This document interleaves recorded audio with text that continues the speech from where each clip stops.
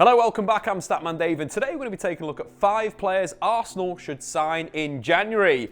Remember to subscribe if you are new and smash that like button, but also check us out on Twitch, where we stream every Monday, Thursday and Friday. But anyway, let's get this party started. This season, Mikel Arteta's Arsenal have really struggled for creativity. The summer signing of Thomas Partey was an excellent addition to the midfield, but Arsenal lack a true creator, with their system creating few high-quality chances. Bringing a playmaker into the club in January would be really smart. So with that considered, here's 5 options for Arsenal to sign in January. First up, Hakan Chellanoglu, someone who could be more for the here and now is AC Milan's chief curator. The Turkish international has had a topsy-turvy career following his 4-month suspension in 2017, but he's always been a good creator with a wicked delivery from set pieces. He's also proved to be quite versatile. Whilst he's largely operated from the left flank during his time in Milan, this season he's mainly played behind the striker in the hole, whilst in the past he's played central midfield. This versatility is always a positive for a creator, allowing the manager to use different systems to suit the situation without losing their creative force. For Arsenal, we could operate from the left flank, allowing Lacazette and Aubameyang to maintain their partnership centrally, with the Turkish international drifting centrally to create for his teammates. Across Europe's top 5 leagues this season, only Lionel Messi has more shot-creating actions per 90 than Chellanoglu. In fact, he's created the most chances and the second most chances in a single Serie A game this season against Verona, where he created 12 chances, and against Parma, where he created 7, registering the assist for the start of the Milan comeback. His threat from set piece is arguably the greatest on this list. We all remember that free kick he scored against Borussia Dortmund in 2014 from 40 yards out. Whilst he's not quite hit the same height since leaving the Bundesliga, he's still created more chances from dead ball situations than any other player across Europe's top 5 leagues this season. Hakan Chellanoglu could definitely do a job for Arsenal, and with his contract expiring at the end of the season, he could be available on the cheap in January. Next up is Premier League proven creator available at a cut price, Emmy Bundia. Following Norwich's relegation to the Championship, the Argentine could be snapped up in January at an incredibly bargain price considering its ability. For Norwich, he's operated mostly from the right flank. With the right back overlapping and holding the width, Bundia is free to drift inside and operate in the more central space,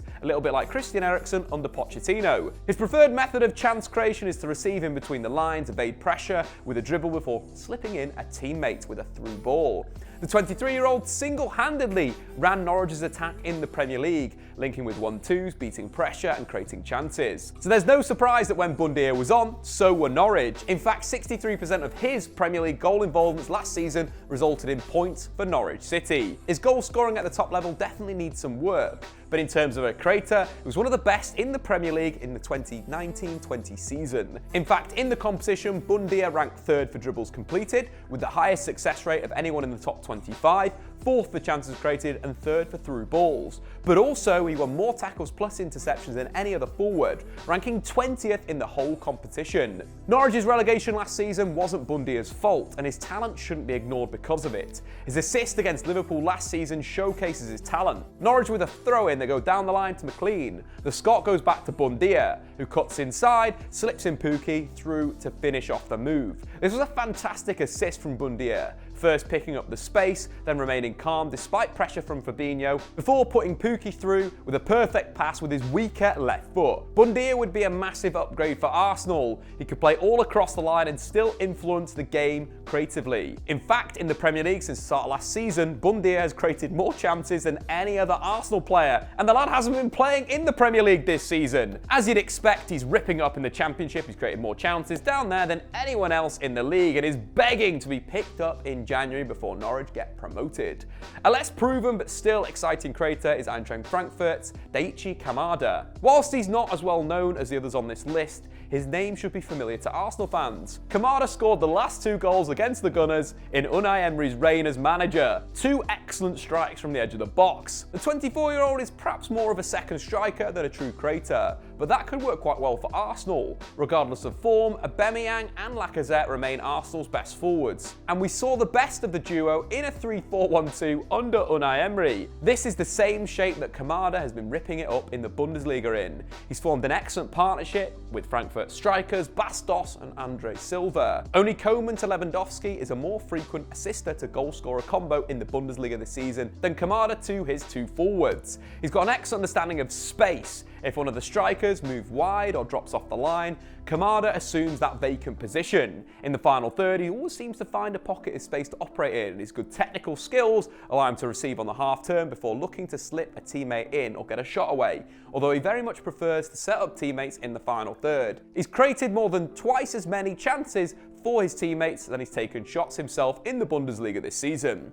His first goal against Arsenal last season really highlights his understanding of space. Frankfurt with a throw-in. Guendouzi is aware of Kamada in behind him. The thrower plays a 1-2 and Guendouzi gets attracted to the runner, leaving a hole in front of Kamada. He quickly darts into the space, spins and fires into the corner with his weaker left foot.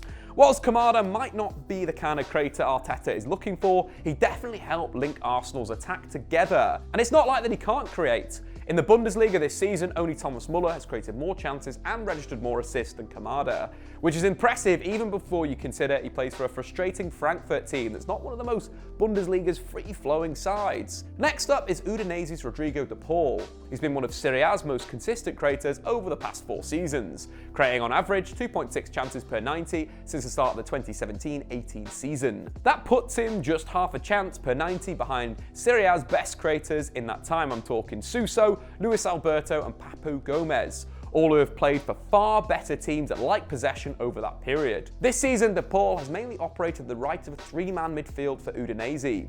Whilst he does help out defensively when the player's in front of him, he doesn't do that much in deep areas, instead preferring to make himself available for the transition. When De Paul comes alive, is in possession.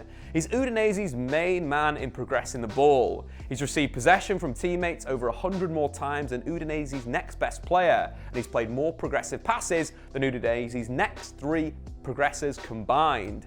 He's very much a one-man band, receiving deep, progressing through carries or passes until he drags his side up the field. Although his side get blocked up, he loves a driven switch to the other side of the pitch. From the final third, he largely looks to operate in the half spaces, predominantly from the right considering his starting position, but this area of the pitch allows him to get his head up and look for teammates in the box. He's got a wonderful delivery on his crosses and often picks out a teammate. In situations where there's space, De Paul has an excellent eye for a through pass, often slipping teammates into good shooting positions. His good work in the final third should be rewarded with far more assists and second assist passes, but Udinese just don't have the quality to match the Argentine. Last season, he was directly responsible for 35% of Udinese's shots in Serie A, whilst this season it's risen incredibly to 42%. Simply put, Rodrigo de Paul is too good for Udinese, and it's clear the club are willing to sell for the right price. Their asking price in the summer was reported to be around €35 million. And I think that's a bargain for a player of his quality. The relegation threatened Udinese, adding 5.2 shots to their attack per 90, which is quite ridiculous considering their lack of quality. If Arsenal could find the cash for the Argentine, much in the way that they did for Thomas Partey, I think the Gunners' creative problems could be a thing of the past. He could operate at number 10 in the current system or in a 3 as he does for Udinese. Whilst if Arteta returns to the 3-4-3, De Paul could put in some top performances from the left wing. In 10 games from the left for Udinese, he's been directly involved in 7 goals, often cutting in and unleashing shots from distance. And last but not least, as he's arguably the biggest bargain on this list, Memphis Depay. He's been the heartbeat of Lyon's side since joining the Kids in January 2017. In fact, in that time, he scored more goals and registered more assists than any other Lyon player in Ligue 1. Depay has evolved from an inconsistent left winger into a very mature centre forward who carries Lyon's attack. Whilst he still plays on the left flank, he's been used more often through the middle, both as a number 10 and as a centre forward. His combination of pace and strength makes him a nightmare for defenders. He loves to drop off the line and receive defeat, but his strength means that he can hold off defenders and play with his back to goal, whilst his agility means he can quite easily wiggle away and turn and face goal. When he's facing goal, he's quite a selfish player, especially when the ball is on his right foot, often taking shots from range when teammates are in better positions. During his time at Lyon, he averages a whopping 4.3 shots per 90. But considering that, he's also created 3 chances per 90 during his time in France. I think he's earned his attempts at glory, but being a former winger, Depay is very comfortable out wide, and he frequently runs the channels to stretch the opposition. Depay would be an excellent addition to Arsenal's setup. I think he'd operate best in number 10, where he'd be given the freedom to roam and create overloads. Whilst the 7.3 shots he's adding to Lyon's attack during his 4 years there could proper supercharge Arsenal's attack. The only question is whether he'll move to Arsenal after nearly moving to Barcelona in the summer. But if the Catalans don't have the money, the Gunners would be wise to swoop up the Dutchman before he becomes a free agent at the end of the season. But anyway guys, what do you think? Who should Arsenal bring in January? Let me know in the comments below. I've been Statman Dave. We'll see you later. Thanks for watching. If you've enjoyed this video, why not check out some more content on the Statman Dave YouTube channel.